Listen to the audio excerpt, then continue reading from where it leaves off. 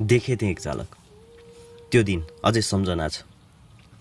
ड्रमको धारा अनि भाँडा माझिरहेकी उनी, कलकलाउँदो जोवन अनि ती केस छिनछिनमा अनुहारबाट हटाउँदा परिकाल्पनिक कुरा ठान्थे।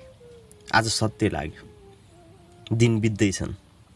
नजर मेरा ती अलि मैला पर्दा पछाडि फेरि दर्शन पाइन्छ कि भनेर एक दिन आँट गरेँ। म भित्र पसेँ। 3टा टेबल तिनतिर, एकतिर बसेँ। साउनी कोही हुनुहुन्छ? एक अधभैँसे आइमै आउनुभयो। के चाहियो बाबु? के छ त यसो खाजामा? खोइ आधा प्लेट चाउमिन बनाउनु त। म नजर डुलाउन थालेँ। मालती हाफ प्लेट चाउमिन बना त। उसको आगमन भयो। मालती आहा, हरियो कुर्ता, बाटेको कपाल, पुटुक्क परेको छाती अनि लच्किदो कम्बर। मन मस्त मगन भयो। अनि आमा उहाँ चाहिँ को? छोरी तपाईँको? हो बाबु, यो सालबाट क्याम्पस जान थाली। चाउमिनको प्लेट बोकी ऊ मेरो सामु आए। यी लानुहोस् त है। अलिक कटक्क भयो मन। खैर केही छैन, सुरुवात दहीबाटै हो। पल्लो टेबलमा बसेर ऊ मोबाइल चलाउन थाली अनि म उनलाई निहार्दै। उनको सुन्दरतामा यसरी भुलेँ म त्यो हाफ प्लेट चाउमिन भ्याउन मलाई हाफ मिनट नि लागेन। बाबु 3 पानी नि पाउँछ यता, लिनुहुन्छ? खासै त्यस्तो पिउने त गर्दिनँ। खोइ ल्याउनुहोस् न त एक ग्लास। नानी हालिदिए त। आएर त्यो ग्लास मलाई थमाए। यिनलाई पाए त अहिले नै सिन्दुर हाल्थे।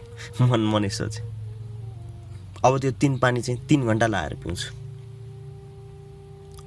अनि हात त मिठो रहेछ त। अरू के बनाउँछु? के खानुहुन्छ? सुकुटी छ बनाऊ। खाइदिउँ न त एक प्लेट। अनि घर कहाँ हो नि? के थरी? कुरा अगाडि बढे। गफ चल्दै गयो। दिन ढल्दै गयो। हल्का रिम्म म। कति पैसा भयो त? तपाईँको 1200। त्यतिसम्म त खाएको थिइनँ जस्तो लाग्छ। हेर्दा भट्टी भयो नि। बिल चाहिँ 5 स्टारकै उठेछ। के खाए सोध्ने आँट पनि गरिन। होस्, थोरै उसलाई हेरेको पैसा होला। म लागेँ। अब त्यो भट्टी मेरो अर्को घर। दिनदिनै धाउन थाले। 3 पानी अनि थोरै मिठा गफ म भुल्न थालेँ। 3 महिना भइसक्यो।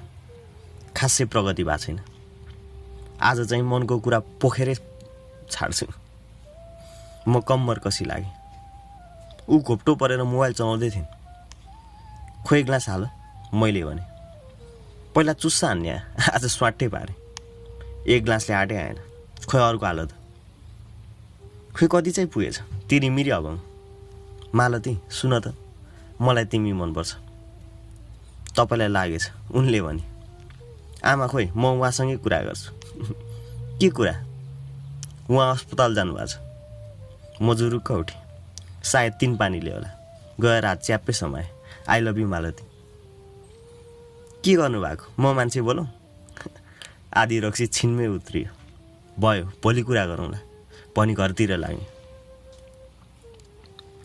बिहान रक्सीले छोड्यो। के चाहिँ गरिस् हिजो भनी मनले मनलाई सोध्यो। अब अफसोस भयो। गएर माफी माग्छु। चिया पनि नपी म लागेँ त्यति।